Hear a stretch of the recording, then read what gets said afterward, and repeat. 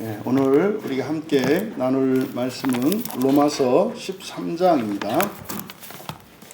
오늘 로마서 13장 전체를 함께 읽고 또 강독하는 시간을 갖도록 하겠습니다.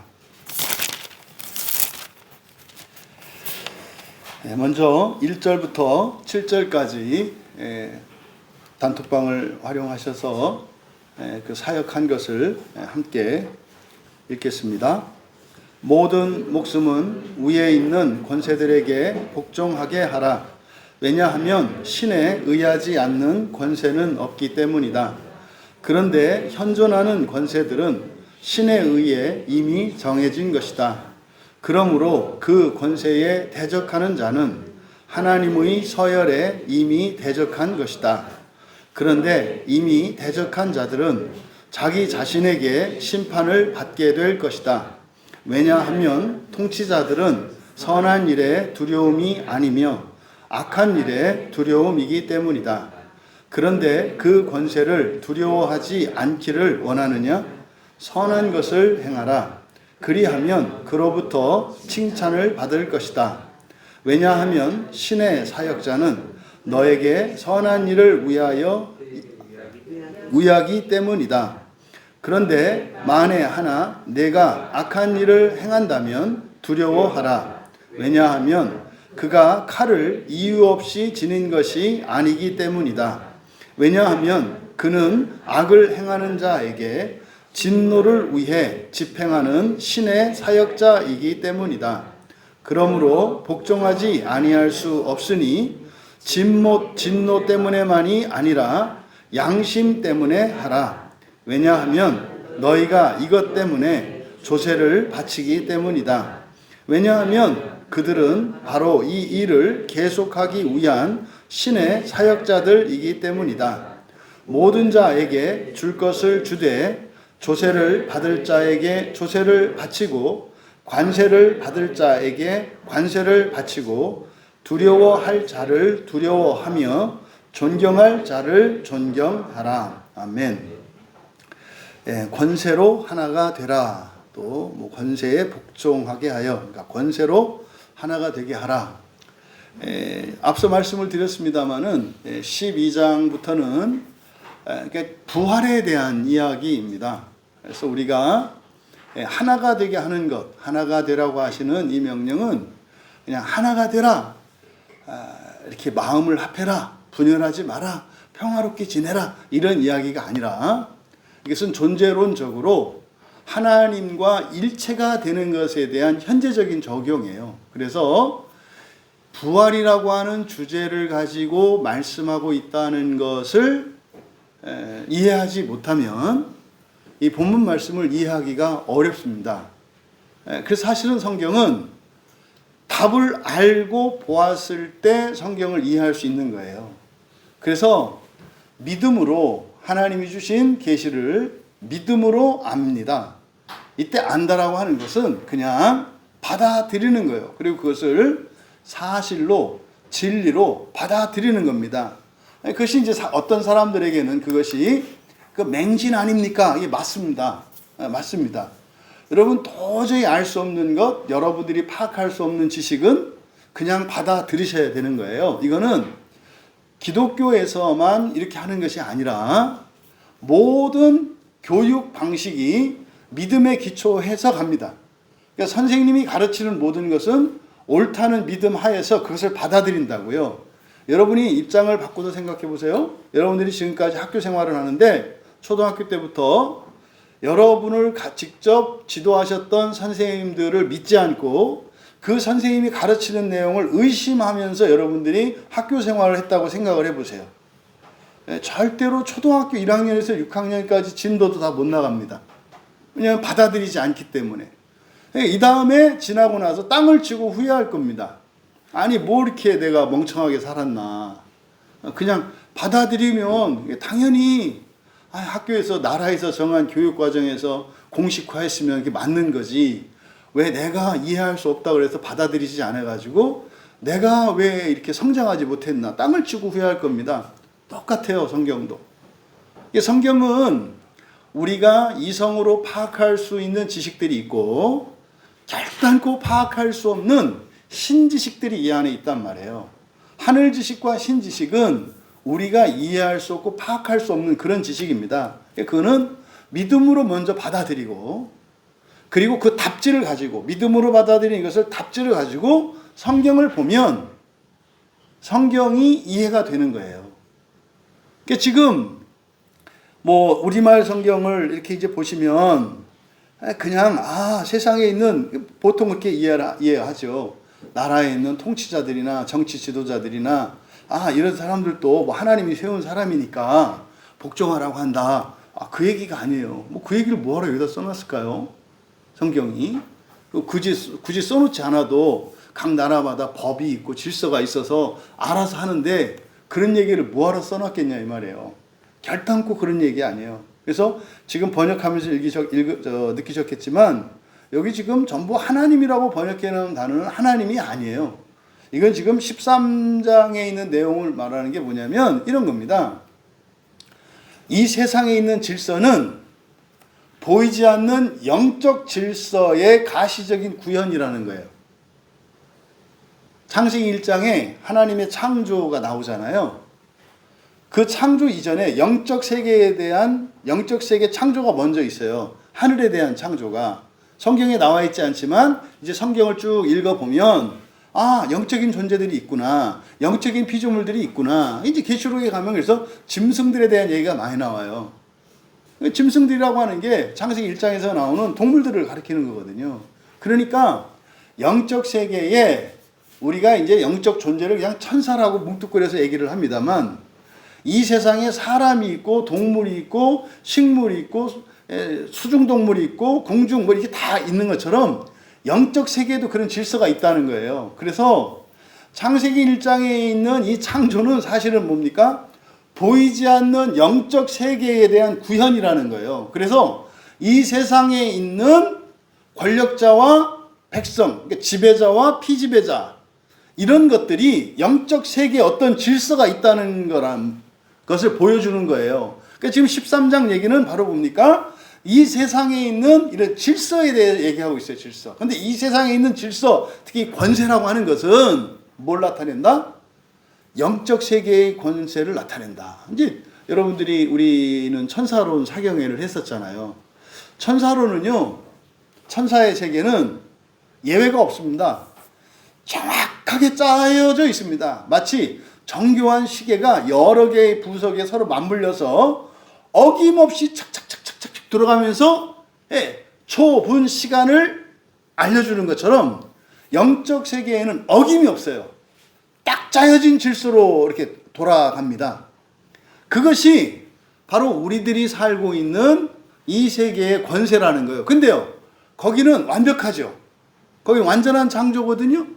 근데 이 지상은요, 아직 미완성입니다. 왜냐하면 지상 세계의 창조의 목적도 지상에 있지 않고 사실은 지상 세계를 창조하신 목적이 사람의 부활이에요. 그러니까 사람이 부활할 때라야 첫 창조 세계인 지상 세계가 완성이 됩니다. 그래서 사람이 아직 완전하지 않은 상태예요. 하나님의 계획이 완성되지 않은 상태예요. 그러니까 사람은 부활해야 완성이 되거든요. 그러니까 이 창조 세계 자체가 어떤 상태예요? 이 지상 세계는 미완성 상태라 그래요. 그래서 이 미완성 상태에는 정확하게 질서가 맞아떨어지지 않아요. 여기에는 부조리도 있고요, 악도 있는 거예요. 무엇 때문에? 아직 미완성이기 때문에.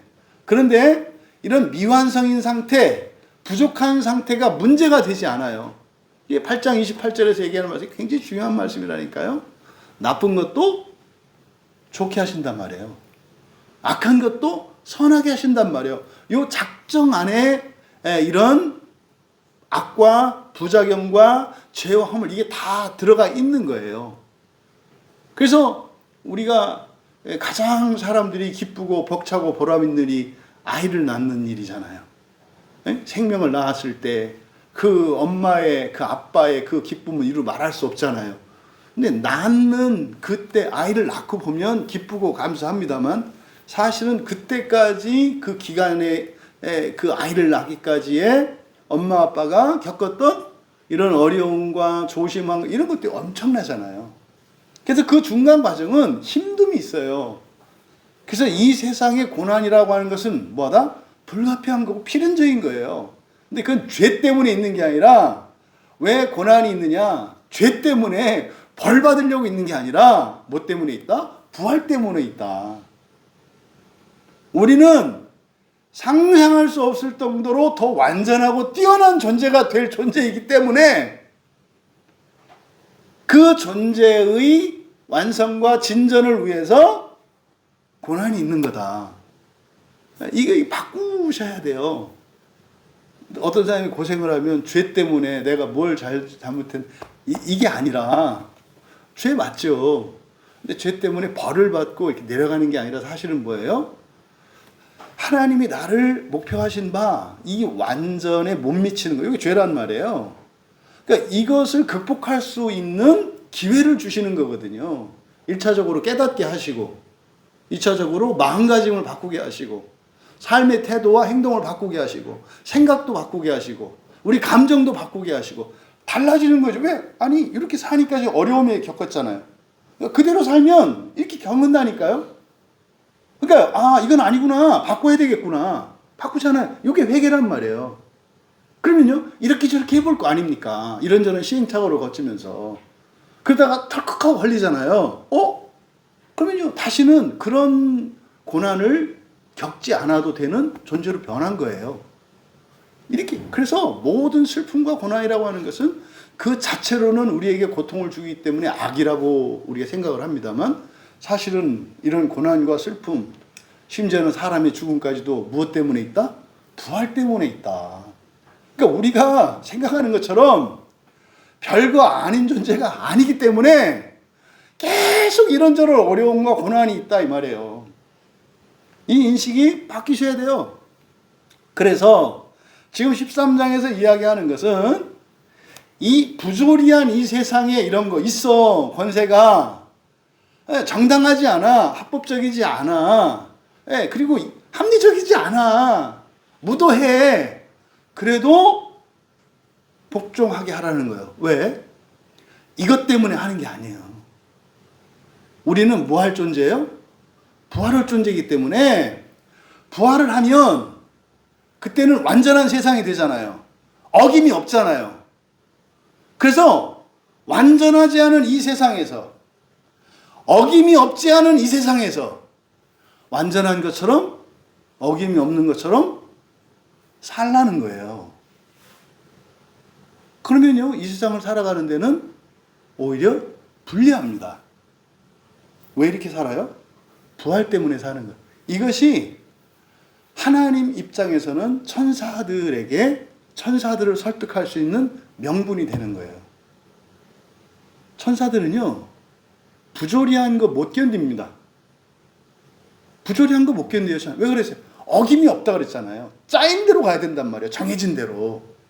그러니까 절대로 죄를 졌는데 벌 주지 않고 온전한 것처럼 대하는 일은 천사들은 상상할 수 없습니다.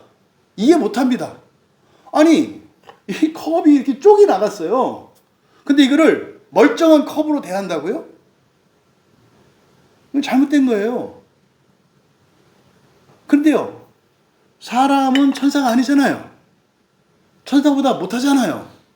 근데요 천사는요 그렇게 해요. 나에게 악을 행하는 자에게 악으로 갚지 않고 사랑으로 갚아요. 이해할 수 없는 거예요. 그래서요 사람이 너보다 낫잖아. 뭘까요? 모든 면에서 우월하다는 게 아니에요. 너 이렇게 할 수 있니? 천사는요 절대로 못합니다. 절대로 못합니다. 부당한 거, 부당한 대우 절대로 못 참습니다. 왜? 악한 거거든요. 아니거든요. 이게 사실은 이게 바로 사랑이거든요.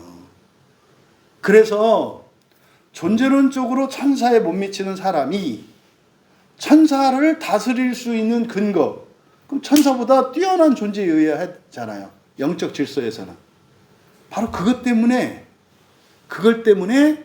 우리가 도리를 다하고 하나님의 말씀을 지키고 신앙을 지키며 살아가는 거예요. 이렇게 살면 이 세상 사는데 편하고 이 세상 사는데 도움이 되기 때문이 아니에요. 무엇 때문에 이렇게 하는 거예요? 여러분들이 부활했을 때 여러분들의 지위는, 하나님이 정해주신 지위는 모든 천사들 위에 있어요.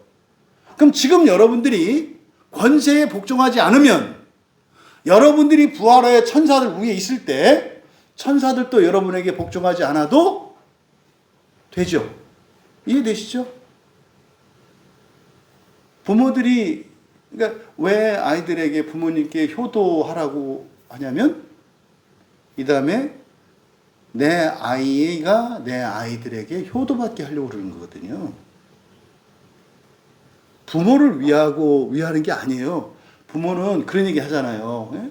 뭐 이렇게 할머니, 어머니, 딸 이렇게 3대 있으면 할머니가 손녀딸을 이뻐할 것 같아요. 딸을 이뻐할 것 같아요. 딸을 이뻐해요. 손녀딸이 내 딸 속썩이면은 갖다 버리고 싶어요. 잘할 때, 손녀딸이 이쁠 때는 언제요? 손녀딸이 내 딸한테 잘할 때. 걔는 내 딸 아니거든요. 내 딸의 딸이지. 그래서 부모에게 효도하라 라고 하는 것은 뭡니까? 자기 자식에게 뭐 하도록? 효도를 받도록. 지금 이 13장의 중요한 논리가 요 논리예요. 그래서 부활을 목표로 하지 않는 사람은 이 세상의 차별과 부당함과 억울함 이거 못 참는 거예요. 근데요, 부활의 소망을 가지고 있는 사람들은 이 세상의 어떤 질서나 이 세상을 위해서 이렇게 권세에 복종하는 게 아니니까 그것과 상관없이 하는 거예요. 뭐 때문에 하는 거예요? 이 다음에 천사들이 내 말 듣게 하려고. 요게 13장을 해석하기 위한 기본적인 논리입니다. 이것을 가지고 읽으셔야 이게 이제 의미 있게 받아들이지, 잘못하면 깡패가 돼요. 무조건 복종해 이렇게. 그런 거 아니라고요. 그런 거 아니라고. 이러다 속병 생기고 뭐 이런 거예요. 그런 의미가 아니다. 자, 한 절씩 읽겠습니다. 모든 목숨은 위에 있는 권세들에게 복종하게 하라. 우리말 성경은 그냥 복종하라 뭐 이런 식으로 돼 있다고요. 그러니까요, 이거는 지금 3인칭 명령문이거든요. 그래서 모든 목숨은 복종하게 하라는 거예요. 그러니까 복종하는 건 누구예요? 모든 목숨이에요.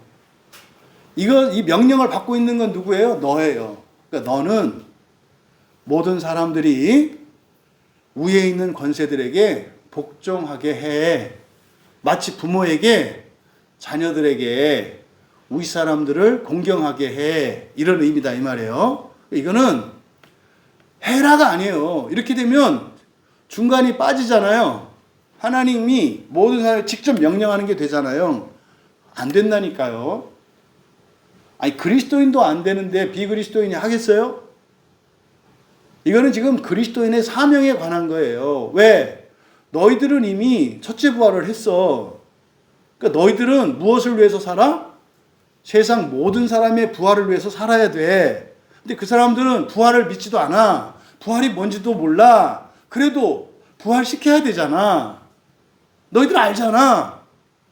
그래서 이거는 부활의 사명에 관한 거예요. 여러분이 구원받고 이런 내용이 아니라고요. 그래서 뭐 해라? 모든 목숨이 또는 모든 목숨은 권세에게 복종하게 하라요. 복종하게 하라. 부모들의 1번이에요. 지금 세상이 왜 이렇게 힘드냐면 요거 안 해서 그래요. 아이들이 어려서부터 클 때 권위자가 없어요. 권위자가. 그러니까 이렇게 무조건 복종해야 하는 권위자가 없다고요. 그러면 이 아이는 어떻게 돼요? 이 다음에 부활해서 천사가 되더라도요, 천사들이 말 안 듣죠. 왜요? 당신의 법은 말 안 들어도 되는 법이잖아요. 아무도 안 들어요. 그럼 여러분 저기 하늘에 별 하나 주고 창조를 하는데 그 벽돌 한 장도 못 쌓아요. 천사들이 말을 안 들어서. 그게 지옥이지. 네? 그게 지옥이지. 그래서 바로 1절에 모든 목숨, 사람이에요. 모든 사람이 뭐하게 해라? 권세들에게 복종하게 하라는 사명이에요, 사명. 여러분한테 복종하라는 게 아니에요. 그러니까 나도 거기 들어가겠지. 하지만 이건 지금 사명에 관한 거라고요. 그런데 왜 모든 사람이라고 하지 않고 왜 모든 목숨이라고 했을까? 사람을 나타낼 수 있는 방법이 여러 가지가 있어요. 대명사로 나타낼 수도 있고, 남자, 여자로 나타낼 수도 있고, 사람으로 나타낼 수도 있고, 민족으로 나타낼 수도 있고, 남자로, 여자로 나타낼 굉장히 다양한 방법이 있거든요. 의도가 있다고요. 성경에 단어 하나도 그냥 쓰는 거 없습니다. 다 의미가 있어요. 근데 왜 여기다 푸시케를 썼을까? 푸시케는 육체의 목숨을 나타냅니다. 육체의 목숨. 얼마나 어이없고 웃기느냐면요. 이제 그 기독교 안에 사람을 영혼과 육체로 나누는 이분론자, 영혼 육으로 나누는 삼분론자 막 이렇게 막 얘기를 하거든요. 근데 그분들이 그러니까 영과 혼과 육으로 되어 있다고 하는 삼분론자들의 그 주장하는 이제 그분들의 주장이 뭐냐면 혼이라는 게 이 푸시케를 혼이라고 생각해요. 그러니까 푸시케는 뭐라고요? 육체의 그냥 목숨이라고요, 목숨. 그러니까 목숨은 인간의 어떤 구성 요소라기보다는 육체가 활동하기 위한 어떤 생명력 이런 거예요. 그래서 이 푸시케라고 하는 것은 의미가 뭐다? 육체의 목숨이다. 이거는 조회하고 대조되는 개념이에요. 조회 속에는 푸시케도 들어가 있어요. 그러니까 이거는 하나님의 생명이고 그야말로 영원한 생명이에요. 불멸의 생명, 조회는. 근데 푸시케는 우리 육체의 생명을 나타냅니다. 그래서 저는 이 단어는 그냥 목숨이라고 번역을 해요. 그럼 왜 사람을 목숨이라고 했을까? 그럼 목숨이라고 하는 단어의 의미가 뭐다? 육체의 생명을 말하기 때문에 이거는 언제까지라는 거예요? 육체를 가지고 살아가는 동안이에요. 왜요? 부활하면 어떻게 돼요? 모든 권세가 여러분에게 복종하게 돼요. 여러분 부활하시면 모든 권세, 이 고대 영적 세계에서 천사들을 말하거든요. 모든 천사들이 여러분에게 복종하게 된다고요. 그런데 육체를 가지고 있는 동안 아직 우리가 부활하지 않았잖아요. 그래서요, 부활하기 전에 육체로 가지고 살아갈 때는 마찬가지로 그 영적 질서에 순응해야 된다 이 말이에요. 그런 거 있지 않습니까? 그 남성들 그 훈련소에 가면 계급장 달기 전에 다 훈련병이에요. 그러니까 일반 사병들한테 훈련을 받아요. 장교도 사병들한테 훈련을 받아요. 훈련 마치고 임관을 합니다. 계급장을 딱 합니다. 어제까지 이 자식 저 자식 너 했던 이 훈병 막 이렇게 했던 그 조교가 깍듯하게 인사를 붙입니다. 왜요? 계급장이니까. 그러니까 그때는 계급에 복종하죠. 훈병은 아직 계급이 없어요. 장교 후보생이라 하더라도. 그러니까 계급장이 없는 장교 후보생과 이등병 계급장을 갖고 있는 이렇게 봤을 때 계급으로 누가 높아요? 이등병이 높아요. 그래서 소위로 임관할 장교가 될 훈련병이지만 계급장, 이등병 계급장을 가지고 있는 조교에게 깍듯하게 인사를 붙이는 거예요. 그랬을 때 이 훈련병이 훈련을 마치고 계급장을 달면 그 훈련소에 있는 모든 조교들이 어떻게 해요? 깍듯하게 인사를 붙이는 거예요. 이거 지금 영적 질서에 대해서 지금 얘기하는 거예요. 근데 문제는 우리가 지금 훈련병이라고. 훈련병인데 어떤 훈련병? 천사 훈련병. 근데 천사도 그냥 천사 훈련병이 아니라 하나님 아들로서 모든 천사를 다스릴 왕족 훈련병이라고요, 우리가. 부활하면 모든 권세가 여러분에게 복종합니다. 그게 영적 질서라고요. 그럼 여러분 부활하기 전에는 여러분도 어떻게 해야 돼요? 모든 권세에게 복종해야 한다고요. 이게 지금 영적 질서에 관한 거예요. 세상의 질서를 말하는 게 아니에요. 그러니까요, 그럴 만한 사람이냐? 아무 의미 없어요. 요걸 지금 말해요, 요거를. 그런데 이건 언제까지다? 육체를 가지고 있는 동안이다. 그래서 모든 목숨으로 사람을 나타낸 거예요. 이게 뭡니까? 푸시케가 끝나고 나면 우리는 복종하는 게 아니라 복종을 받는다라고 하는 암시가 들어가 있다고요. 그리고요, 여기 또 영적 질서를 나타내요. 육체를 가지고 있을 때는 존재론적으로 사람과 영적인 존재인 천사들, 누가 더 위에 있어요? 천사들이 위에 있다는 거예요. 천사들이 위에 있다는 거예요. 그래서 위에 있는 권세들, 이 권세들이 사람보다 위에 있어요. 그래서 사람들이 이런 영적 존재들을 신으로 섬기는 거잖아요. 근데 그 사람들이 신은, 그 존재들이 예배할 대상은 아니야. 왜? 이등병에 불과해. 이등병. 여러분 부하가 될 사람들이라고. 요 지금 영적 질서를 가르쳐 주는 거예요. 그래서 권세로 나타내는 이것은 영적 존재들을 말하는 거예요. 그러니까 모든 영적 존재들은 육체를 가지고 있는 사람들보다는 위에 있다. 이걸 지금 가르쳐 줘요. 그래서 뒤에서 설명하는 거예요. 왜냐하면 신에 의하지 않는 권세는 없기 때문이다. 그러니까 이 권세는 이 세상에 있는 권세. 예를 들어서 가장 사람이 먼저 만나는 권세는 부모예요. 맨 먼저 태어나면서 갖는 권세는 부모라고요. 근데 부모와 자식의 관계 있잖아요. 근데 이게 뭐 한다는 거예요? 영적 세계의 질서를 반영한다는 거예요. 그래서 십계명에서도 여호와 하나님만, 그리고 이 세상에서는 부모를 공경하라고 하는 이유가 바로 요거예요. 노인들을 공경하라고 하는 게 이거예요. 노인들이, 어른들이 나보다 더 똑똑하고 합리적이고 능력 있고 부모가 뛰어나서가 아니라 그냥 권세에게 복종하는 것 뿐이에요. 지금 이 시대 어떻게 됐죠? 허물어졌잖아요. 이거 안 지키는 사람은요, 절대 첫째 부활 못해요. 그냥 첫째 부활을 해도 생고생을 할 겁니다. 왜냐하면 그 천사들이 말을 안 들을 거거든요. 그 사람이 가지고 있는 생각을 천사들도 가지고 있다니까요. 선생님 말도 안 들어, 부모님 말도 안 들어, 형 말도 안 들어, 어른 말도 안 들어. 아무도 안 들어. 내 마음대로 해. 그럼 여러분 생각해 보세요. 그 능력 있는 천사들이 말을 안 들을 때고 어떻게 하겠냐고. 그거 지옥 아니겠어요? 이것이 여러분 깨달아지기 바랍니다. 그래서 신에 의하지 않는 권세는 없기 때문이다. 이 세상에 있는 불완전한 세상에 불완전한 권세, 심지어는 악한 권세, 꼴 같지 않은 권세, 별의별 권세가 다 있어요. 흔히 애들이 꼰대라고 하는, 꼰대든 곤대든 권세는 권세다. 권세에게 복종해야 하는 이유가 뭐다? 부활 때문에 그래요.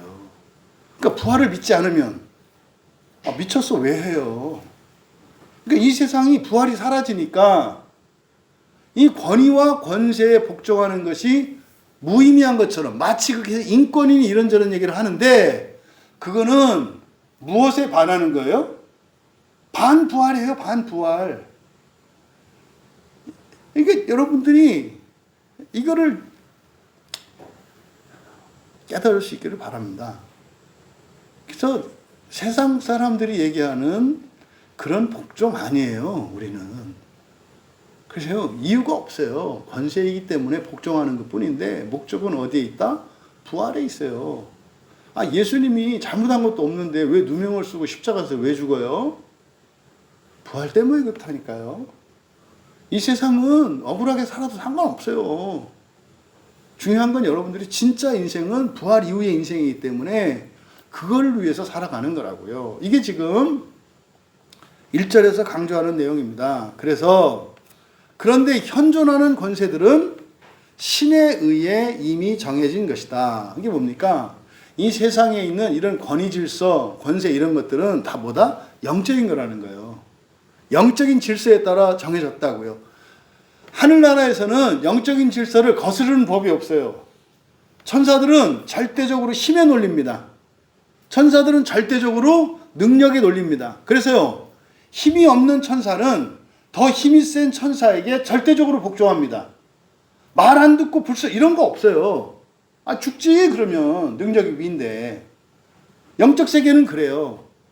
그러니까 더 똑똑하고 더 힘있고 더 강하면 위에 있어요. 그 뭡니까? 자연 상태가 약육강식의 원리가 지배하잖아요. 이게 전형적인 천사의 세계의 영적 질서예요. 그러니까 여러분들이 이런 힘의 논리를 따라 살아가면 그게 무엇의 논리예요? 천사 논리라고요. 그러니까 꼬봉천사.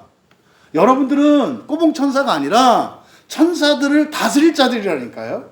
그들을 능가한다고요. 이거를 기억하셔야 되고요. 여러분들은 나보다 못하면 무시하고 나보다 나으면 말 듣고, 이거는 아주 동물적인 거예요. 힘의 논리에 따라서 하는. 오히려 어떻게 해요? 더 낮아지고 말이죠. 나보다 낮은 자를 더 존귀하게 여기고 말이죠.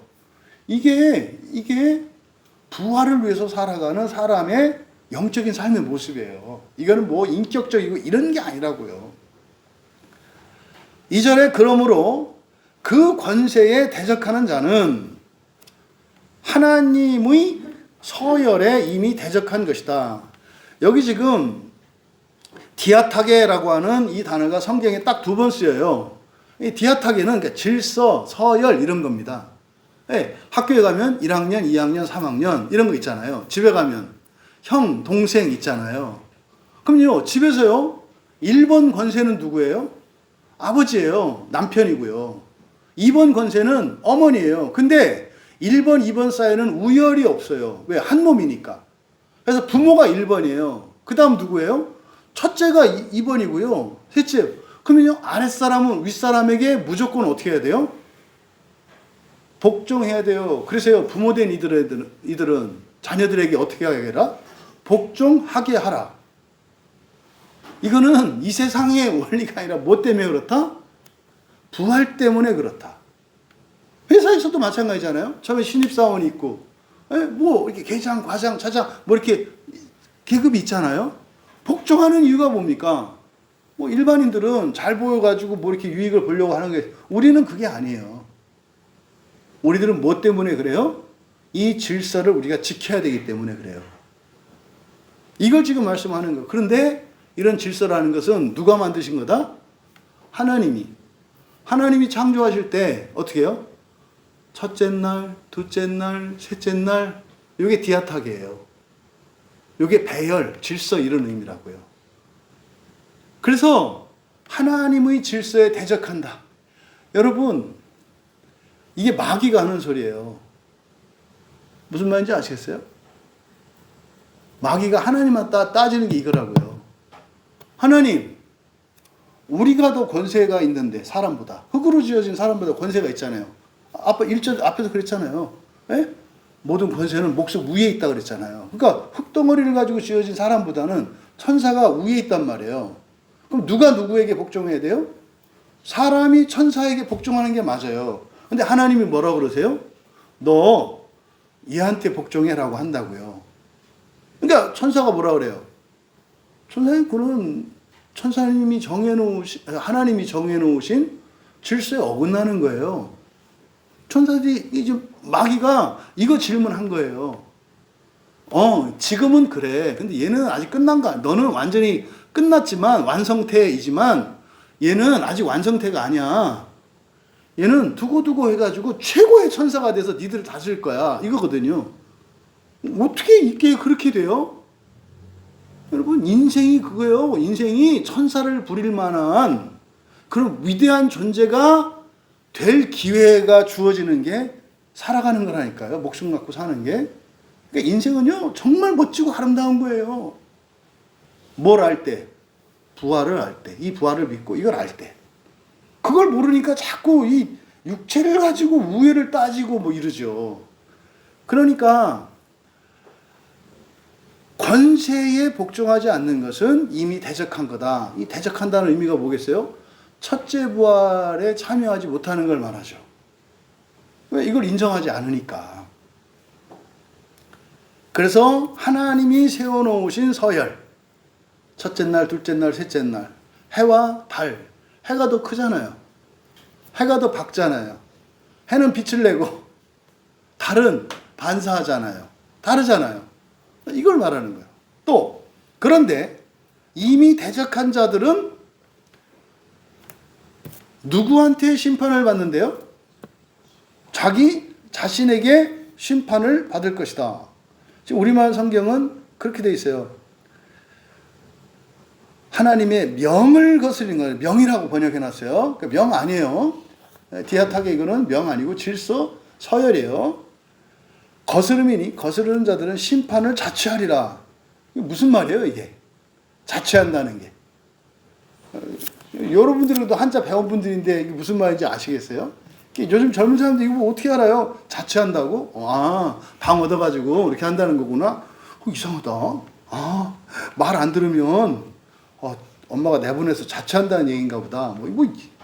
이게 스스로 심판한다는 뜻이에요. 그러니까 이게 이해되세요? 왜 대적한 자들은 자기 자신에게 심판을 받을 거라고 할까요? 우리가 부활하면 어떻게 돼요? 통치자가 되고 심판하는 자가 되죠. 부활하면. 이게 안 고쳐졌으면 누가 심판해요?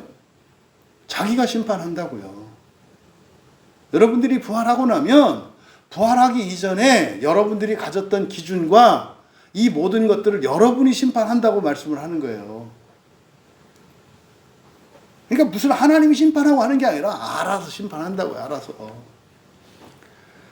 3절에 왜냐하면 통치자들은 선한 일에 두려움이 아니며 악한 일에 두려움이기 때문이다.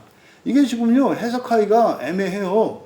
뭐야? 대적한 자들은 자기에게 심판을 받게 될 거라고 하더니 왜냐하면 통치자들은 이 통치자는 누구겠어요?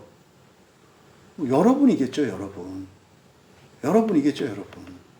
통치자들은 선한 일에 두려움, 공포죠. 공포, 두려움이 아니고 악한 일에 두려움이기 때문이다. 여기서 선한 일과 악한 일은 뭐겠어요? 여기서 선한 일과 악한 일은 권세에게 복종하는 것은 선한 일이고요. 복종하지 않는 일은 악한 일이죠. 그래서요, 악한 일, 그러니까요, 권세에게 복종하지 않으면 여러분이 이 다음에 통치자가 됐어요. 부활해서. 그럴 일은 없지만 가정을 하잔 말이에요. 여러분이 부활을 했어요. 근데 여러분 밑에 있는 천사들이 여러분 말을 하나도 안 들어. 그 얘기를 하는 거예요. 여러분이 복종 안 하면 여러분 천사들도 복종 안 한다. 요 얘기를 하는 거예요. 요 얘기를. 그런데 그 권세를 두려워하지 않기를 원하느냐? 두려워하지 않기를 원하느냐? 이건 지금 처음에 했던 뉘앙스와 좀 달라요. 권세에게 뭐 하게 하라 그랬어요? 복종하게 하라 그랬잖아요. 권세는 나보다 우위에 있는 존재잖아요. 권력이 있고 힘이 있고 재력이 있고 이런 사람들 아닙니까? 근데요, 두려워하지 않기를 원하느냐? 이거 뭡니까? 권세를 말입니다. 어떤 사람은 두려워하고 어떤 사람은 사랑할 수 있다는 거 아시죠? 10명의 자식이 있는데 그 중에 어떤 자식은 아버지가 하나도 안 무서워요. 근데요, 그 중에 어떤 자식은요, 너무 무서워서 아버지 아짜 소리만 나도 싫어가지고 교회 생활하는데 어려움 겪는 분들이 의외로 많아요.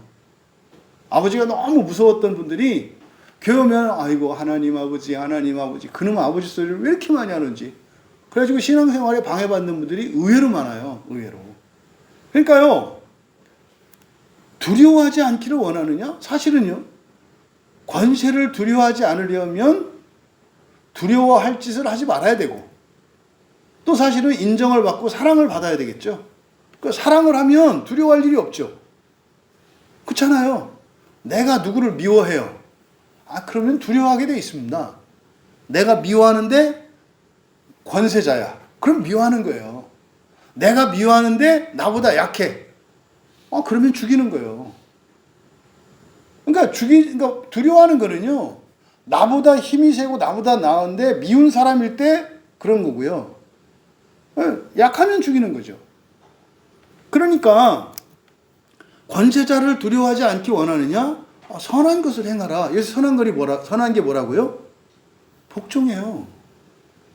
복종하라고. 선한 거 할 때 막 착한 일 한다고 막 이래. 말을 안 듣고.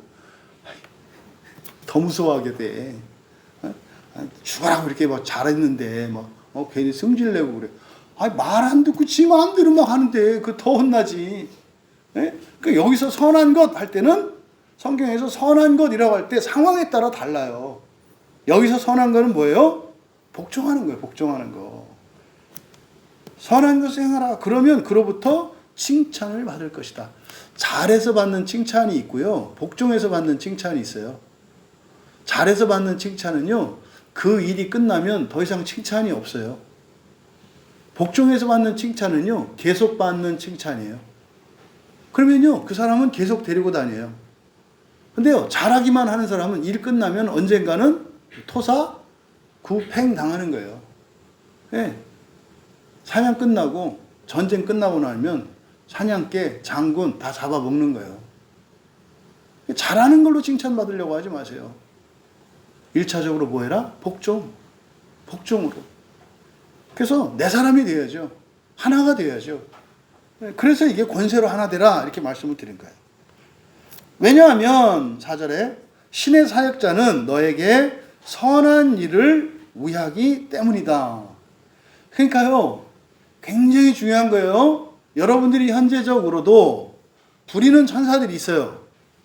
하나님이 여러분을 돕도록 보내주신 천사들이 있다고요. 오늘 땡 잡았네. 야, 오늘 일이 잘 풀리네. 거저된 일 아무것도 없어요. 누가 한 거요? 여러분이 부리는 천사가 한 거예요. 주인님을 기쁘게 해드리려고. 이게 우스갯소리가 아니라 정말로 그런 거예요. 정말로. 영적인 권세가 있다. 이게 뭘까요? 천사들을 잘 부리는 사람들이에요. 천사들을 잘 부리는 사람들. 이게 지금 신의 사역자는 신의 사역자, 그냥 말이 사역자입니다. 일꾼이에요. 신의 사역자라고 하는 건 누구예요? 천사죠. 신의 사역자는 천사예요. 천사. 천사가 너에게 선한 일을 위한대요. 그럼 선한 일은 뭐라고요? 복종이라고 그랬죠. 복종하는 일을 위한대요. 그러니까 여러분들이 천사들이 돕는 목적은 뭐다? 권세들에게 복종하게 하기 위해서 돕는데요. 그럼 여러분들이 복종을 안 해. 그러면 그 뒤에 보세요. 그런데 만에 하나 내가 악한 일을 행한다면 두려워하라. 악한 일은 뭐라고요? 복종 안 해요.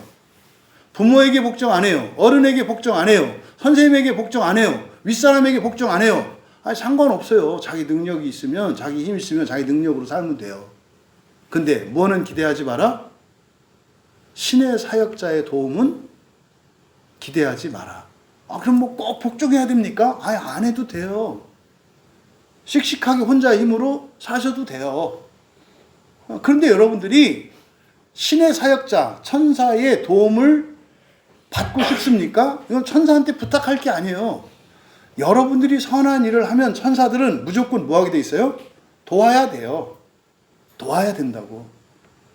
그러니까 천사를 부리는 일은 여러분 막 기도해서 도와주세요가 아니에요.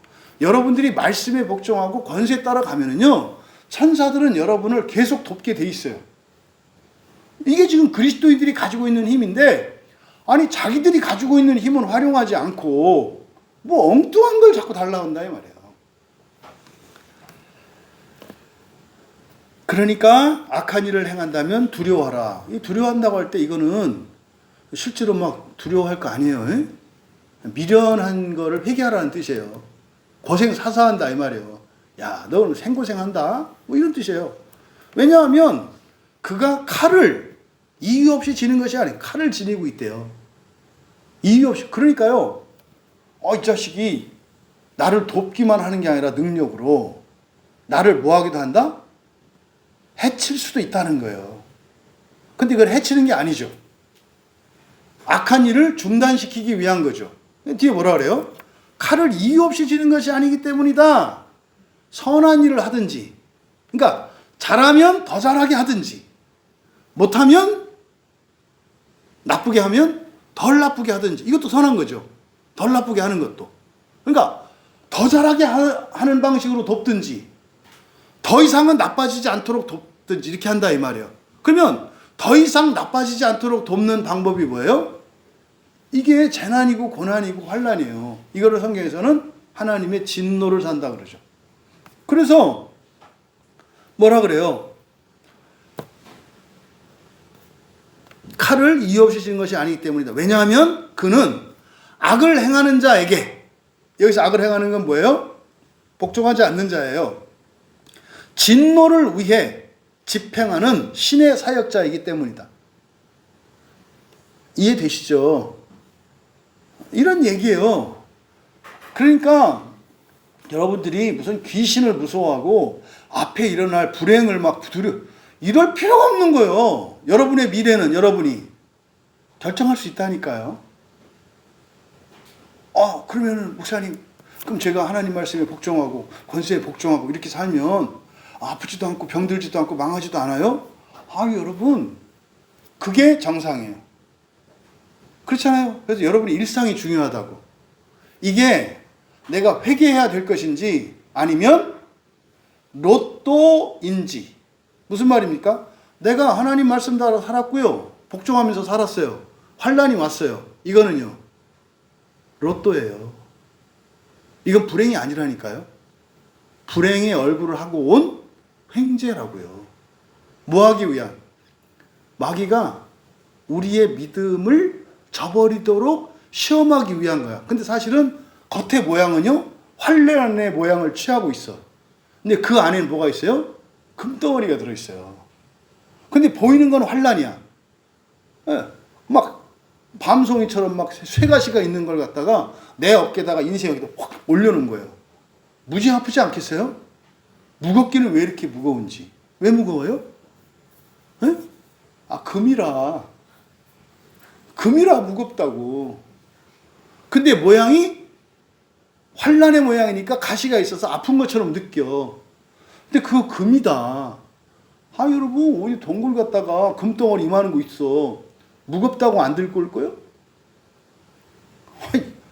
아프면 어때? 들고 와. 더 아파도 괜찮으니까 더 있기만 해라. 이런 거 아니에요? 이 이치를 여러분들이 깨달으셔야 된다고. 그래서 바로 천사들은요, 악을 행하는 자에게 진노를 위해, 그러니까요, 악을 행하는 자에게 있어서 진노는요, 하나님의 사랑이에요. 더 나빠지지 않도록 하시는. 그런데 그렇지 않은데도 진노하신 것 같은 불행한 일이 닥쳐. 이게 시험인데 기회라고 그랬죠. 이건 누가 하는 짓이에요? 마귀가 하는 짓이거든요. 근데 이게 마귀가 하는 짓인지 나를 돕는 천사가 하는 짓인지 이거를 구분해야 돼요. 이렇게 해가지고서는 딱 해가지고 천사야. 그렇게 해서 몰라. 어떻게 알아요? 나의 일상을 보고 아는 거예요. 내가 요새 특별히 죄 지은 게 있나? 내가 해야 될 도리를 잘 하던 걸 안 한 게 있나? 이거를 살펴보는 거예요. 그러다가 나는 없어. 그러면요, 우리 가족들을 살펴보는 거예요. 왜? 가족의 죄일 수도 있으니까. 우리 가족 중에 누군가가 죄의 길로 가요. 근데 하나님이 사인을 줘도 못 알아들어. 그럼 어떻게 돼요? 가족 가운데 누구에게 신호를 보낸다고요. 야, 쟤 위험하다. 그러면 이 사람한테, 엉뚱한 사람한테 고난이 와요. 진노를 위해서. 그래서 이 사람이, 가족이 자기 일상을 지키는 사람이야. 점검하면 내 잘못한 거 없잖아요. 똑같이 살고 있잖아요. 그러면은요, 딱 알아차려야 돼요. 누구지? 이렇게. 1차적으로 우리 가족을 돌아봐야 돼요. 우리 가족 중에 누군가가 있어요. 그렇지. 요새 이제 우리 애가 좀 뭐 예배 드릴 때도 그렇고 삐딱하고 말도 이상해졌어. 이제 죄의 길로 가고 있는 거거든요. 이거구나. 그럼 어떻게 해야 돼요? 복종하게 해야죠. 근데 없어. 아무도 없는데? 그러면은요, 우리 교회 지체들을 보는 거예요, 그 다음은. 아니, 집안 형제를 보든지. 아무도 없어. 그럼 어떻게 되는 거예요? 이거 횡재다. 그렇죠? 그럼 지금 일어나는 이 환난, 고난은 누가 일으키는 거예요? 마귀가. 마귀가 고난을 일으킬 때는 언제예요? 한계를 넘으려고 할 때예요. 우리 인생이 바뀌려고 할 때 마귀는 반드시 환난을 일으킵니다. 왜요? 오해해. 아프게 힘들게 가면 안 될 것 같이 생각하게끔 착각하게 만든다고 이게. 근데 이게 노다지라. 이때 사람들이 그걸 분별하지 못하면 어떻게 돼요? 여기 아닌가 봐 하고 돌아서겠죠. 저는 광야교회에서 목욕하면서 이거를 너무 많이 봤어요. 이 지점에 와서 여기서 버티는 사람이 있어요. 은혜의 자리에서 떠나지 않아요. 반드시 넘습니다. 여기서 못 버티면 뒤로 물러가요. 그럼 다시 내려갔다 오는 것 같은 이런 반복이 있어요. 그래서 이게 한계를 넘기 위한 거냐 아니면 죄로 인해서 더 악화되지 않기 위한 거냐 이거를 여러분들이 판별할 수 있어야 되는데 그러려면 뭐가 필요하다? 여러분의 일상이 필요하다. 그래서 일상이 없으면요 신앙의 진전을 일으키기가 어렵고 하나님의 은혜를 경험하기가 어려워요. 일상은 뛰어난 일상 이게 중요하지 않아요. 절대로 포기하지 않는 이것들이 있으셔야 돼. 하루 중에 나는 이거는 절대로 한다. 이게 있으셔야 된다고. 일주일 중에 이거는 내가 절대로 한다. 한 달 중에 1년 중에 이거는 절대로 한다. 이게 일상이에요. 또 봄, 여름, 가을, 겨울 4계절별로 또 장소별로 집에서는 내가 이거를 절대로 한다. 교회에서는 이걸 절대로 한다. 회사에서는 이걸 절대로 한다. 이런 것들이 일상이에요. 많은 게 중요하지 않아요. 자기 일상을 가지는 게 중요해요. 놀라운 거는 그리스도인의 과반수 이상이 일상이 없어요. 절대적인 게 없다고요. 그리스도인들에게 있어서 신앙생활의 1번의 일상은 주일 예배예요. 주일 예배는 내 두 다리가 잘려도 두 팔로 기어서 가리라. 이 결단이 있으셔야 돼요. 예. 그러면 두 다리도 안 잘려. 뭐 때문에? 일상이 나를 지켜요. 차가 내 다리를 밟고 지나갔는데 있잖아요. 바퀴가 터지고 차가 날아가.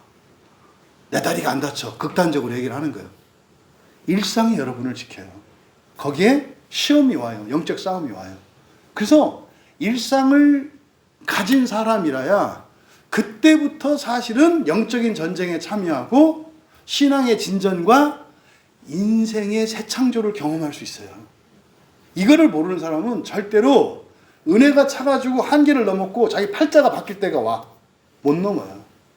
반드시 돌아서요. 여기서 반드시 미끄러집니다. 왜? 이거 아닌 것 같거든. 그러니까 인생이 바뀔 건데 교회 안 나와요. 그때부터. 좀 많이 봤다니까요. 안타깝죠. 1년 지나고 2년 지나고 3년 지나서 다시 오죠. 그러니까 아니 그렇게 해도 되긴 돼. 근데 상관은 없는데 좀 아쉽지. 더 폼나게 의미 있게 더 많은 사람을 살면서 살 수 있는데 아쉽죠. 사실 이 원리를 여러분들이 아셔라. 아시겠죠? 2, 5절에 그러므로 복종하지 아니할 수 없으니 그러니까 얘기를 들어보니까 복종해야 되겠어요? 복종하지 말아야 되겠어요? 해야 되겠네. 이거는 이유가 없어. 종말의 부활 이후를 위한 것이기도 하고 이 세상을 살아가는 동안의 삶을 위해서도 굉장히 중요하고 우선적인 거예요. 요즘에 이 포스트 모더니즘이라 그래요. 말 안 듣는 세상. 너무 불쌍한 거예요. 너무 불쌍한 거라고. 말 안 듣는 게 뭐 인권이니 어째 인권이 아니야. 그건 막권이야. 막권. 막이 되는 거라고. 막이 되는 거. 아니 자기 권세자가 뭐 해를 끼치겠어요. 부모가 해를 끼치겠어요. 선생님이 해를 끼치겠어요. 목사가 해를 끼칠 수 있긴 해. 그래도 여러분들이 복종하면 해를 안 입어요. 에? 여러분의 권세자들이 악해서 무능해서 잘못했다 할지라도 절대 여러분은 해를 입지 않아요. 왜요? 하나님이 악을 선으로 바꾸신다니까요. 저놈이 나를 죽이려고 했는데 내 권세자가 나를 죽이려고 했어요. 근데 하나님은 그를 생명으로 바꾸신다니까. 염려하지 마세요. 두려워하지 마세요. 우리는 하나님을 믿는 거지 세상의 권세자나 사람들을 믿는 거 아니거든요.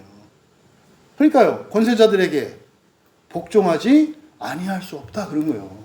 왜? 무지 좋은 거니까. 해도 없어 이거는. 무지 좋은 거야. 세상은 복종하지 말라고 한다니까요. 이 시대에 어떻게 하겠냐고. 응? 아마 우리나라에서 아내들이요, 남편에게 복종하십시오, 이렇게 설교하고 말할 수 있는 목사는 10명 안쪽이에요. 응. 왜? 간이 배 밖에 나와서, 저는 간이 배 밖에 나가지 않아도 되는 이유가 우리 교인들이 무슨 말인지 알기 때문에. 다른 교회 가서 그렇게 했다가는 그날 교통사고 날 수도 있어. 이 시대가 그렇게 악해요. 그러니까요, 복종하지 않을 수 없으니 바울 사도가 이렇게 할 때는 뭐예요? 복종은 무한 거다? 너무 좋은 거다 이 말이에요. 너무 좋은 거다. 그래서 진노 때문에만이 아니라, 에? 무서워서 아니라 양심 때문에 하라. 이 양심이라는 게 뭐예요? 합치되어서 함께 아는 거거든요. 함께 공감하는 거거든요. 양심은요, 같은 마음을 갖는 거예요. 하나님과 같은 마음을 갖는 거고요. 속사람과 겉사람이 같은 생각을 갖는 거고요. 우리가 같은 생각을 갖는 거. 이게 양심이에요. 이게. 결국은요, 우리가 하나님과 일체되었을 때, 그때 우리의 지성이 일치되잖아요. 그게 양심이에요. 그러니까 여기서 양심 때문에 어떤 도덕적인 양심, 이런 의미가 아니에요. 뭐해라? 부정적 동기에서 하지 말고, 지옥에 가는, 멸망당하는 부정적 동기에 이끌리지 말고, 첫째 부활을 하는 긍정적 동기에 이끌리라는 거예요. 이게 5절. 다음 6절. 왜냐하면 너희가 이것 때문에 조세를 바치기 때문이다. 왜냐하면 그들은 바로 이 일을 계속하기 위한 신의 사역자들이기 때문이다. 여러분, 세무서 직원, 여기 뭐 시청, 구청, 동사무소, 뭐 선생님 전부 다 누구래요? 신의 사역자들이래요. 그 사람이 이거 천사예요? 유비죠, 유비. 유비. 그들은 천사들처럼 전능하지도 않고 정확하지도 않아요. 부정부패도 있어요. 근데 여러분들은 그 사람들을 뭘로 대해라? 신의 사역자로 대해라. 응? 그래서 여러분들이 이용당할 수도 있다. 상관없다. 하나님이 보증하신다 이 말이에요. 모든 자에게 줄 것을 주되 조세를 받을 자에게 조세를 바치고 관세 받을 자에게 관세 바치고 두려워할 자를 두려워하고 존경할 자를 존경하라. 무엇을 위해서? 부활을 위하여. 이게 1절에서 7절까지 권세로 하라 되라고 하는 이 말의 의미예요. 여러분, 뭐 지금 이 설명 듣기 전에 이 성경이 그렇게 읽혀지셨어요? 안 읽혀져요. 절대로. 절대로 안 읽혀진다고. 이게 부활에 대한 얘기를 하는데 이걸 갖다 딴 얘기하면 봉창 두드리면서, 또 목사들이 말을 잘하거든요. 껴다 붙이는 기재들 아닙니까? 다음 8절에서 10절까지 사랑은 율법의 완성, 이렇게 제목을 붙였어요. 8절부터 10절까지 같이 읽습니다. 누구에게도 아무것도 빚지지 말라. 서로를 사랑하는 것이 아니라면. 왜냐하면 다른 사람을 사랑하는 사람은 율법을 이미 이루었기 때문이다. 왜냐하면 너는 간음하지 않을 것이며 살인하지 않을 것이며 탐내지 않을 것이며, 만일 다른 계명이 있다면 이 말씀 안에 요약되어 있다. 곧 너는 내 자신과 같이 내 이웃을 사랑할 것이다. 그 사랑은 이웃에게 악을 행하지 않는다. 그러므로 그 사랑은 율법의 완성의 결과물이다. 이게 이제 먼저 번역하고 지금 완전히 바꾼 게 뭐냐면, 지금 이제 10계명이거든요. 10계명을 간음하지 마라, 살인하지 마라, 탐내지 마라. 이게 지금 10계명을 이렇게 지금 이제 미래 시제로 번역한 거예요. 왜냐하면 헬라어 원문이 미래 시제로 되어 있어요. 명령형으로 되어 있지 않고 미래 시제로 되어 있다고요. 그런데 출애굽기 20장, 신명기 5장 그 10계명이 나와 있는 본문을 헬라어로 번역한 70인역에 미래형으로 되어 있거든요. 근데 이제 의도 자체는 10계명을 그대로 옮긴 거예요. 근데 이게 의도가 있는 것으로 보여요. 왜냐하면 헬라어와 히브리어 사이에 그 문법의 다른 점이, 중요한 다른 점이 하나 있는데, 히브리어 문법에서는요, 미래 시제를 명령문으로 쓸 수 있는 문법이 있어요. 히브리어 문법은. 앞에다 t를 붙이면은 히브리어는 명령문이 돼요. 그러니까 미래 시제인데 그거를 미래 시제가 아니라 명령문으로 이렇게 해석할 수가 있어요. 히브리어는. 근데 헬라어는 그런 게 없어요. 헬라어는 우리가 말하는 미래 시제는 이제 미완료 시제인데 미완료 시제를 가지고 명령을 할 수 있는 게 없어요. 그러니까 이거를 70인역자들이 왜 그렇게 번역했는지는 모르겠어요.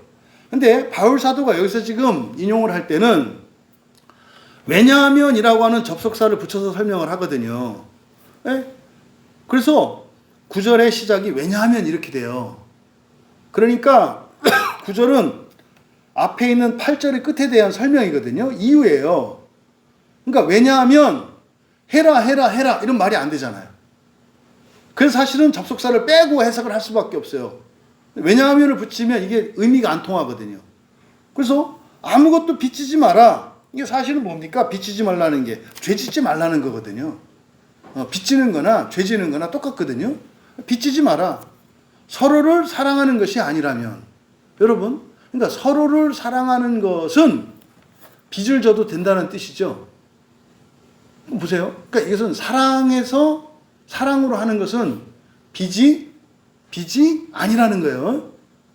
무슨 말인지 아시죠? 사랑은 뭐 하는 거죠? 참고 견디는 거라 그랬죠. 그러면 저 사람이 나한테 죄를 졌죠. 잘못했잖아요. 빚 졌죠. 그잖아요.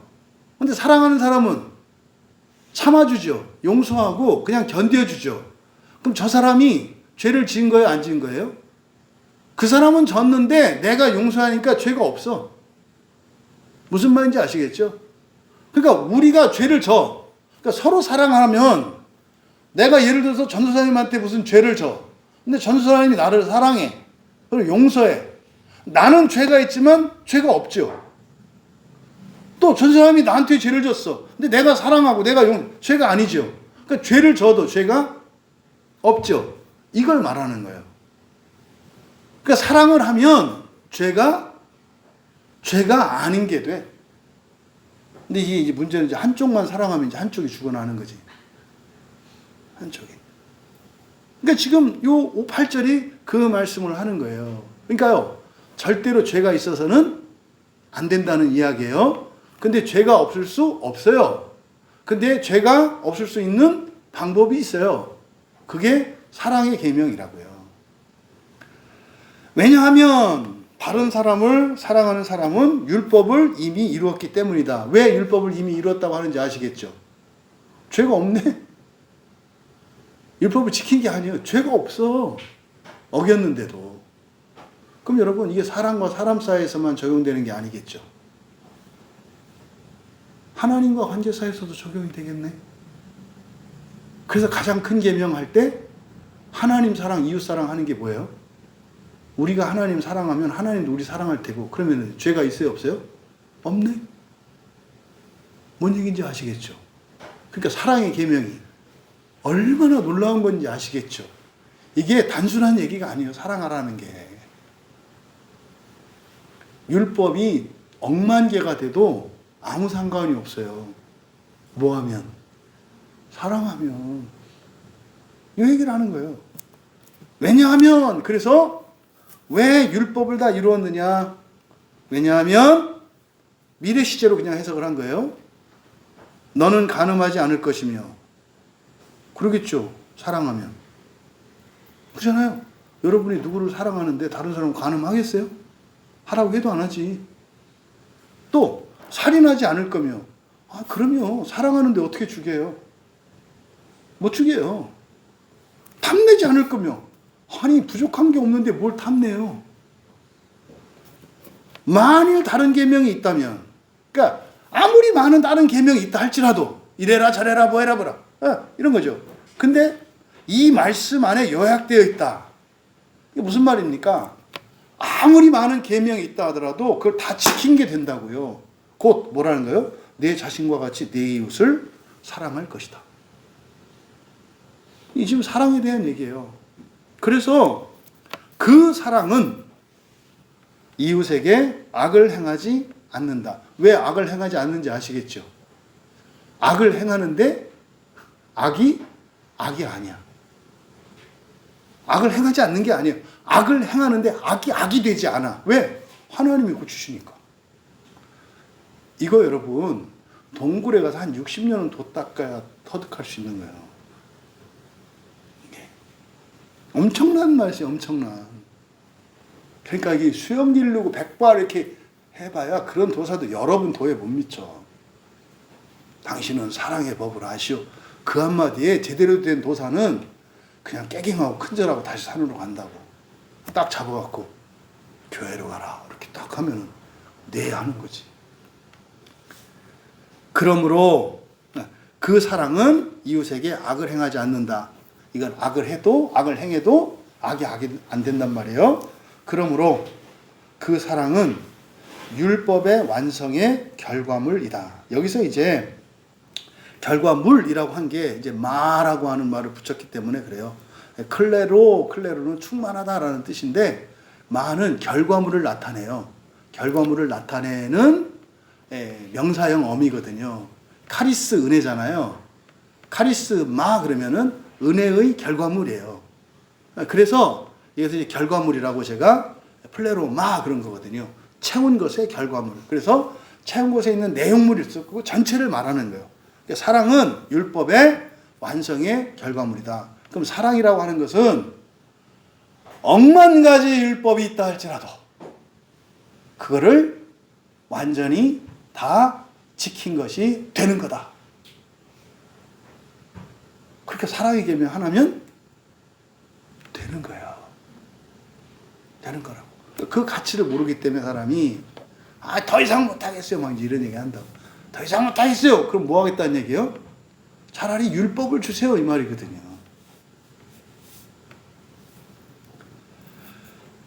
마지막으로 11절에서 14절 예수 그리스도를 입어라. 예수 그리스도를 입어라. 여러분들이 성화가 되면 지금 여러분은 각자 이름을 갖고 있잖아요. 예? 주민등록상에 이름이 있잖아요. 그리고 또 하나의 이름이 있잖아요. 우리들이 같은 이름. 그리스도인이라고 하는 같은 이름을 갖고 있잖아요. 우리가. 그래서 그리스도를 입어라 라고 하는 것은 뭐겠어요? 예수님을 닮아라. 예. 그리스도인 다워라. 이런 얘기겠죠. 11절부터 14절 같이 읽습니다. 너희가 이때 즉 너희가 잠에서 벌써 일어날 시간인 것을 이미 알고 있다. 왜냐하면 지금은 우리가 믿었던 때보다 우리의 구원이 더 가까워졌기 때문이다. 밤이 깊었으나 낮이 이미 가까웠다. 그러므로 우리가 어둠의 일들을 벗어버리고 빛의 갑옷을 입자. 낮인 것처럼 바른 자세로 걸어가라. 잔치판에 술 취한 자나 침상에서 호색하는 자나 다툼과 시기를 일삼는 자가 되지 말라. 그러나 오직 주 예수 그리스도를 입어라. 그리고 욕심을 위한 육신의 선견을 만들지 말라. 여기서 너희가 이때는 이때 뒤에 나오는 일어날 시간 같아요. 그리고 왜냐하면 지금 같은 때예요. 전부. 이때는 카이로스 하나님의 때죠. 그래서 크로노스와 카이로스 그럴 때는 크로노스는 길이의 시간이에요. 연대기적 시간이에요. 2025년 좀 있으면 2026년 되잖아요. 그러니까 이제 크로노스의 시간이에요. 몇 년, 몇 월, 며칠. 이거는 과거, 현재, 미래라고 하는 직선적인 시간이에요. 이 크로노스의 시간은. 근데 카이로스의 시간은 양적인 시간의 개념이에요. 양적인 시간. 예를 들어서 어떤 사람은 10시간을 공부해서 그 내용을 완전히 이제 터득한 사람이 있고 어떤 사람은 1시간을 공부했는데 완전히 터득한 사람이 있겠죠. 근데 한 사람은 10시간 걸렸고 한 사람은 1시간 걸렸잖아요. 근데 성적은 이 사람한테 10배로 주지 않아요. 똑같이 100점을 줘요. 이해되시죠? 이게 크로노스와 카이로스예요. 그러니까 카이로스는 말하자면 지식의 양을 따져서 100, 90, 80 이렇게 따지잖아요. 이게 크로노스 개념의 시간이에요. 카이로스 개념이에요. 근데 크로노스 개념은 10시간. 그러니까 이 사람은 100점을 맞으려면 몇 시간 해야 돼요? 10시간을 해야 되는 거예요. 이 사람은 몇 시간을 해야 돼요? 1시간을 해야 돼요. 그래서 내가 하나님의 카이로스에 다다르기 위한 나의 크로노스를 알아야 돼요. 이게 내가 누군지 아는 거라고. 어떤 일을 할 때 무조건 이렇게 따질 게 아니라 여러분들이 이거는 몇 시간 걸리겠다. 완성시키려면. 이거는 몇 시간 설리. 이거를 여러분들이 판단을 해 놓으셔야 돼요. 이렇게. 근데 그거 해 놓지 않으면 10분이면 할 걸 갖다가 심리적으로 10시간을 해야 될 것처럼 착각할 수 있어요. 거짓 감정이. 하면 아무것도 아닌데 이걸 평생 못해요. 왜? 10시간 계속 해야 되는 줄 알고. 그러니까 자기를 몰라. 그러니까 어떤 거는 내가 금방 할 수 있는 일이 있고 어떤 것은 오래 걸려서 해야 돼. 그러니까 이게 나를 아는 거고 다른 사람을 아는 거예요. 어떤 사람은 10시간을 공부시켜야 되는 학생이 있고요.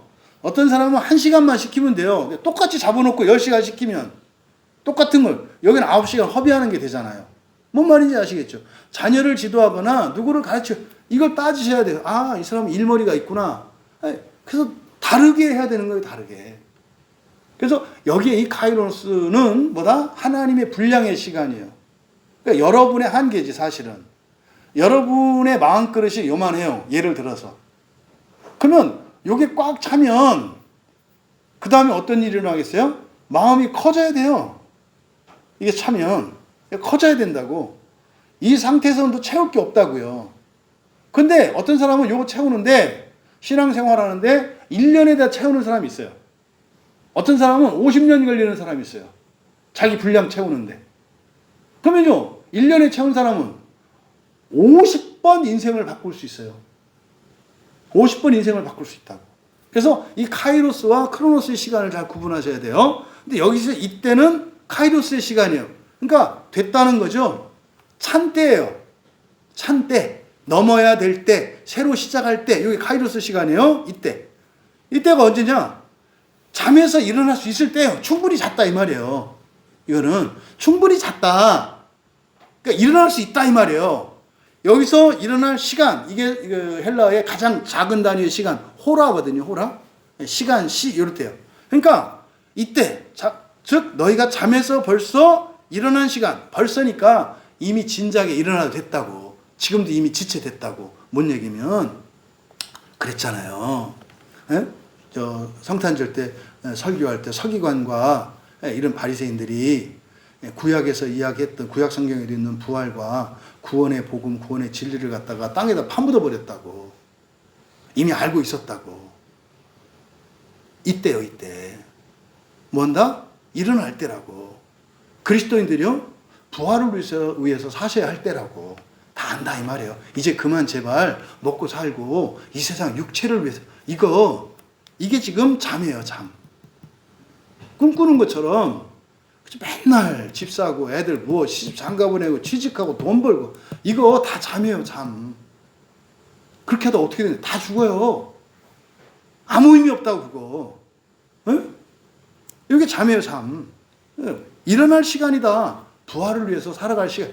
더더군다나 교회에 있는 여러분들 이제는 하나님 나라를 위해서 사셔야지. 부활을 위해서 사셔야 진즉에 그렇게 살 수 있었다 이 말. 충분히 지체했다. 에?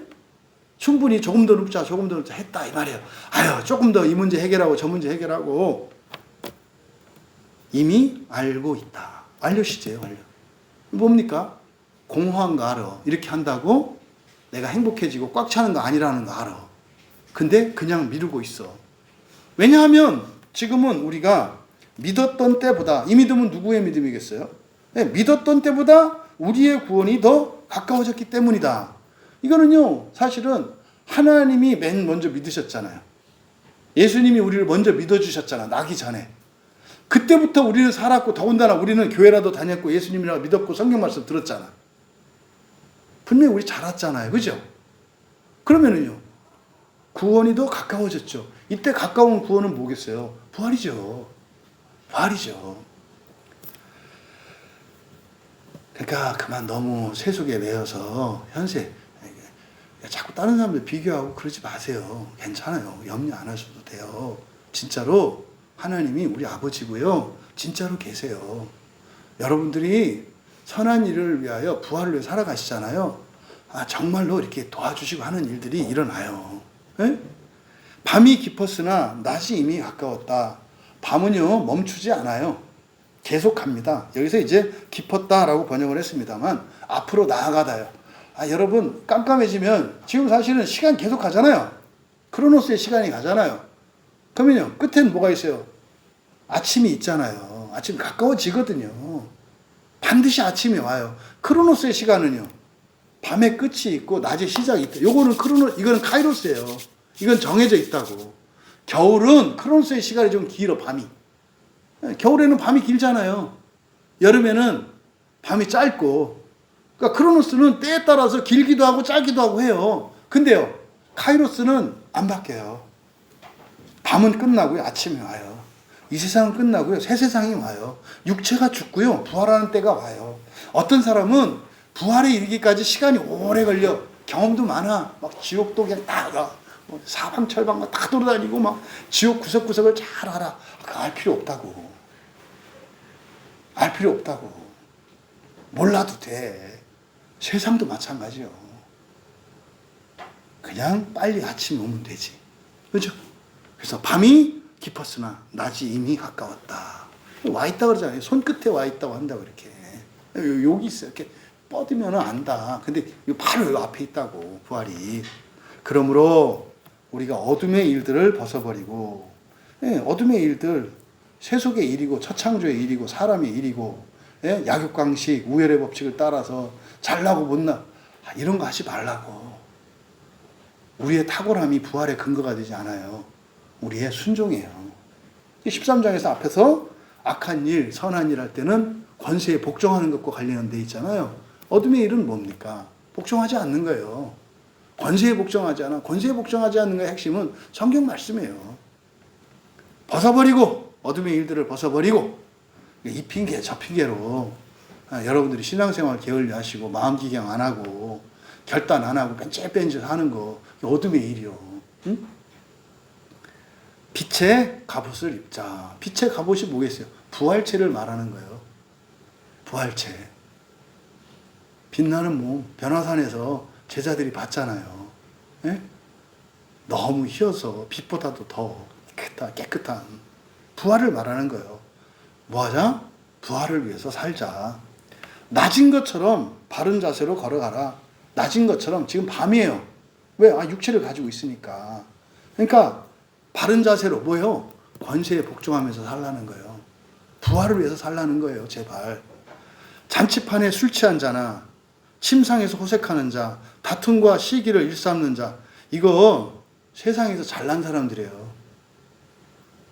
이게 나쁘고 도덕적으로 타락하고 이렇게 생각하시면 안 돼요. 이게 사람들이 바라는 사람들 이거예요. 잔치판에 술 취한 자.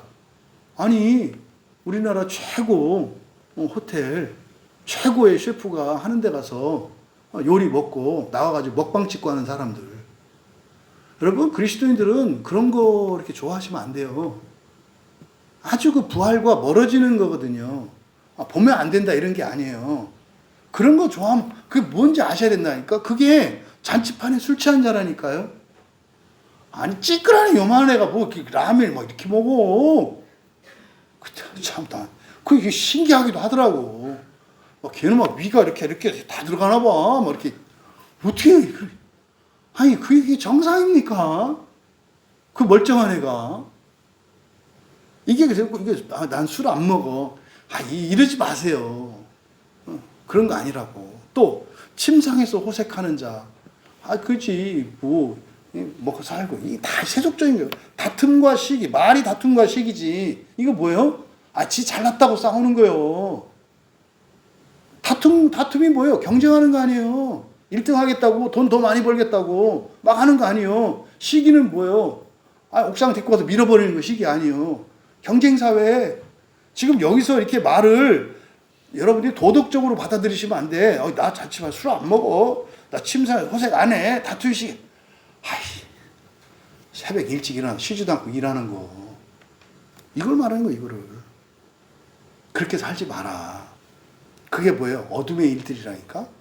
그게 어둠의 일들이라고. 그러나 오직 주 예수 그리스도를 입어라. 우리말 성경은 그리스도로 그랬어요. 그냥 이건 목적격이에요. 그리스도를 입어라. 뭐요? 그리스도를 입으면 여러분이 뭐가 돼요? 아니, 그리스도지. 아니, 그리스도를 입으면 여러분들이 그리스도가 되는 거지. 여러분이 그리스도 되라는 거예요. 그리스도 되라. 그리고 욕심을 위한 육신의 선결을 만들지 마라. 이거 좀 어려워요, 내용이. 육신의 일을 도모하지 마라. 이렇게 되어 있습니다만, 여기서 육신의 일이라고 번역한, 이게 에피투미아거든요. 에피투미아가 열정이에요. 열정, 열심, 욕심. 이게 욕심이라고 하는 건 뭡니까? 무언가를 잘하고 싶고 더 많이 가지고 싶은 거예요. 욕심은, 근데 우리말은 욕심이 좀 부정적인 의미잖아요. 그래서 여기서 좀 부정적인 의미이기 때문에 욕심이라고 썼습니다만, 이게 마음에서 이야기할 때 우리의 그 마음 구조, 구성 요소 중에 하나 에피투미아, 열심, 열성이거든요. 이거 없는 거 문제예요. 이렇게 열심이 없는, 이거 심각한 문제인데 잘 활용해야 된다는 거죠. 근데 뭐라고 하냐면, 그거를 위한 육신의 선견이에요. 우리말 성경은 정욕이라고 번역해 놨거든요. 정욕을 위하여, 정욕을 위하여. 이 정욕이 에피투미아, 욕심이고요. 그 다음에 육신의 일 그랬는데, 일이라고 번역한 이게 일이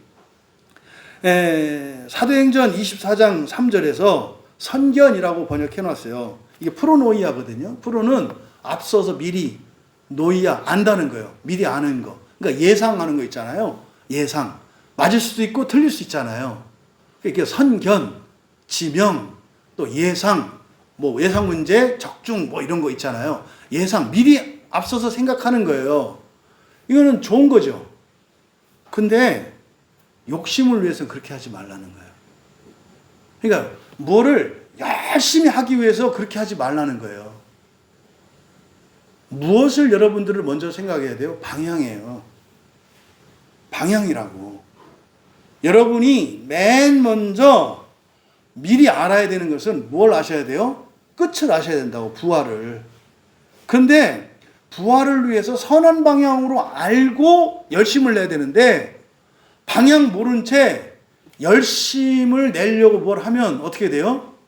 자기를 괴롭게 하고 오히려 자기에게 해를 끼치며 살게 돼요. 그래서 마지막에 한 이 말씀, 육신의 일을 도모하지, 정욕을 위하여 육신의 일을 도모하지 말라, 이렇게 간단하게 말할 수 있는 내용이 아니에요. 뭐 이렇게 술 마시고 뭐하고 뭐 이런, 그런 이제 수준 낮은 그런 얘기가 아니에요. 이거는 사실 뭡니까? 열정을 위해서 살지 말라는 얘기예요. 열심을 위해서 살지 말라는 얘기예요. 세상은 열심을 위해서 살라고 가르치거든요. 그거는 천사들에게 적용되는 거고 종에게 적용되는 거예요. 통치자는 무조건 열심히 하는 게 아니에요. 때로는 어떻게 해야 돼요? 늦춰야 돼. 왜? 하나가 다쳤어요. 돌격 앞으로 하면 돼요? 전부 진영을 늦춰야죠, 대열을. 그래서 열심 자체는 나쁜 게 아닙니다만 상황에 따라서 그리고 방향에 따라서 열심이 엄청난 해가 될 수도 있어요. 근데 세상은 열심을 위해서 더 열심히 살게 하는 이런 정신이 있다고요. 속지 마라. 부활을 위해서 열심히 사셔야 돼요. 하나님 나라를 위해서 열심히 사셔야 돼요. 부디 이 말씀들이 여러분들에게 유익이 되었기를 바랍니다. 먼저 우리가 기도할 때 권세로 하나 되라 할 때 여러분들에게는 1차적으로 권세들에게 복종하게 해야 합니다. 권세들에게 복종하게 해야 돼요. 여러분 주변에 있는 사람들이나 모든 육체를 가진 사람들에게 여러분이 가져야 되는 사명, 하나 되게 하기 위한 사명, 뭐 해야 된다? 권세들에게 복종하게 해야 된다. 권세에게 복종하지 않으면 절대로 세상은 하나 되지 않습니다. 절대로 하나 되지 않습니다. 절대로 하나 되지 않는다는 것은 뭡니까? 부활과 상관이 없다는 거예요. 그래서요, 이게 누구 말 듣고 이런 게 아니에요. 이런 게 아니에요. 부활 때문에 그래요. 부활 때문에. 그러면 먼저 권세로 하나가 되라고 하는 이 말씀을 가지고 생각할 때 우리들이 지금까지 살아왔던 것을 되돌아보며 회개하고 기도합시다. 내가 이런 권세에게 복종해야 되는 이유를 뭐라고 생각했었는지, 나 자신이. 그래서 때로는 뭐 그냥 참고 할 수도 있었는데 내가 그 의미를 몰랐기 때문에 못했구나. 이 시간 회개하시면 돼요. 아, 그거 되게 어리석었네요. 아, 그걸 되게 내가 부끄러웠고 억울하다고 생각했는데 아니네요. 그럴 게 아니었네요. 상관없이 난 그렇게 했어야 했네요. 우리 자신을 회개하고 기도하시고, 여러분들이 앞으로 주변 사람들에게, 정말 모든 사람들에게, 위에 있는 권세들에게 복종하게 하라는 이 말씀을 가르치고 전하기에는 골리앗과 같아요. 다윗 앞에 있는 골리앗과 같은 세상이에요. 씨알도 안 먹힐 겁니다. 그러면 여러분이 과연 사람들을 권세에게 복종하게 하라고 지도하고 권해지고 도울 마음이 있는지, 그럴 용기가 있는지, 여러분은 자신을 돌아보고 지금까지 여러분들이 살아왔던 것을 여러분은 완전히 그렇게 살았다고 전제하셔야 돼요. 왜? 회개했으니까. 하지만 여러분이 또 그렇게 안 하고 살아왔기 때문에 복종하지 않고 살아가는 사람들의 입장과 마음을 알잖아요. 그럼 어떻게 하면 그 사람들을 권세에게 복종하게 할까? 하나님께 지혜를 구하세요. 그리고 여러분에게 두려움은 없는지, 방해가 되는 것이 무엇인지 하나님 은혜를 주셔서 정말 권세로 하나 되게 하기 위하여 권세들에게 복종하게 하도록 도우며 살아가는 내가 되게 하옵소서. 그리고 이 시대와 우리들의 가정과 교회와 사회를 위해서 기도합니다. 복종하지 말라는 세상입니다. 복종하는 것은 악하고 잘못됐다고 하는 세상입니다. 하나님, 이 시대를 거스르며 살아가야 하는데 저희와 같이 이 말씀으로 은혜를 받고 모든 목숨이 위에 있는 권세들에게 복종하게 하기 위하여 살아가는 더 많은 주의 자녀들이, 교회들이 늘어나게 하옵소서. 저희들만으로는 역부족입니다. 그래서 정말 이 시대의 물결을 거스르고 또 물결 자체를 바꿀 수 있는 이 시대가 되게 하옵소서. 우리 하나님께 은혜를 구하며 함께 기도합니다. 사랑은 율법의 완성이라는 이 말씀을 붙들고 우리가 함께 기도합니다. 그랬던 거예요. 우리가 불안해할 필요 없었고 죄책감을 갖고 정죄하고 그럴 필요가 없었던 거예요. 내 옆에 있는 죄인이 저건 지옥 간 거다, 구원 못 받았을 거다, 이렇게 할 게 아니었던 거예요. 내가 그 사람을 사랑해서 그 사람의 죄가 되지 않게 할 수 있었던 거죠. 몰랐던 거고 때로는 싫었던 거죠. 미웠던 거죠. 바로 이 사랑이 율법의 완성이라는 이 말씀을 붙들고 우리가 기도할 때, 그렇군요. 하나님, 내가 하나님을 사랑함으로 내가 하나님 앞에 현재로는 너무나 부족하고 죄도 많은 인생이고 흠도 많은 인생인데 내가 하나님을 사랑할 때 그것으로 하나님 앞에 죄 없는 자가 되는 거였군요. 하나님을 더욱 사랑하며, 그래서 하나님을 더 알아가며 살기를 원합니다. 잊지 않게 해주시고 결단하고 살게 하여 주시옵소서. 그럼 내가 하나님을 사랑함으로 하나님 앞에 흠 없고 죄 없는 자가 되었다면, 반대로 내가 다른 이를 사랑함으로 다른 사람을 또 죄 없게 할 수도 있는 거였군요.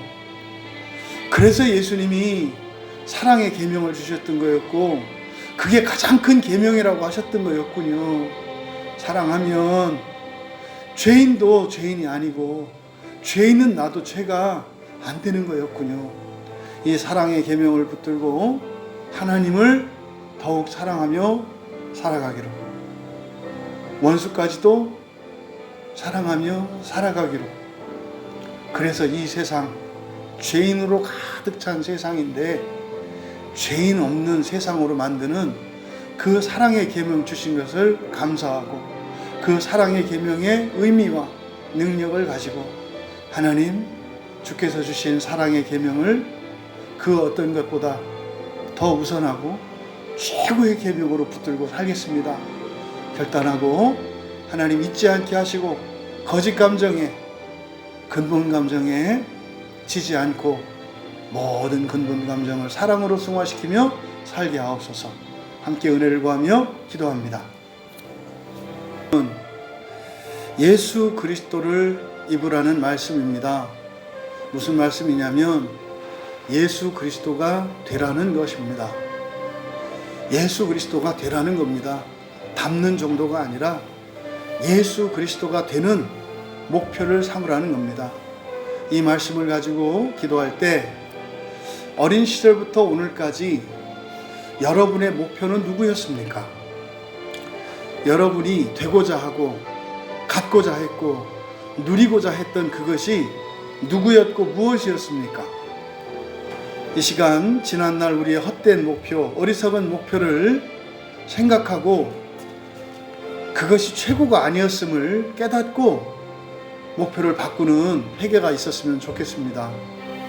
정말 그리스도의 완전에 이르기까지 그리스도 되기 위하여 살기를 원합니다. 도와주시옵소서. 함께 하시고 이룰 것을 믿습니다. 내가 예수 그리스도를 목표로 삼는다면 다른 모든 이들도 예수 그리스도이어야 할 것입니다. 그들은 알지 못합니다. 절대 알지 못합니다. 그러면은요, 알게 하려면 가르쳐서 되는 게 아닙니다. 다른 사람들을 예수 그리스도로 대해야 합니다. 처음은 그것 때문에 더 죄도 짓고 그것 때문에 여러분들을 더 어렵게 할 수도 있습니다. 낙심하지 마십시오. 포기하지 마십시오. 모든 사람을 예수 그리스도로 대하며 살겠습니다. 목적은 뭡니까? 그 사람이 믿고 깨닫게 하고자 함입니다. 그러면 그 사람도 예수 그리스도 되기 위하여 살아간다면 이 세상은 그렇게 하나가 될 줄 믿습니다. 성령님이 그 일을 위하여 우리에게 함께하고 있는 것입니다. 내가 예수 그리스도를 목표로 삼고 다른 이들도 예수 그리스도를 목표로 삼을 수 있도록 다른 이들을 예수 그리스도로 대하며 내가 완전한 예수 그리스도만을 목표로 삼고 살아가겠습니다. 은혜를 내려 주시옵소서.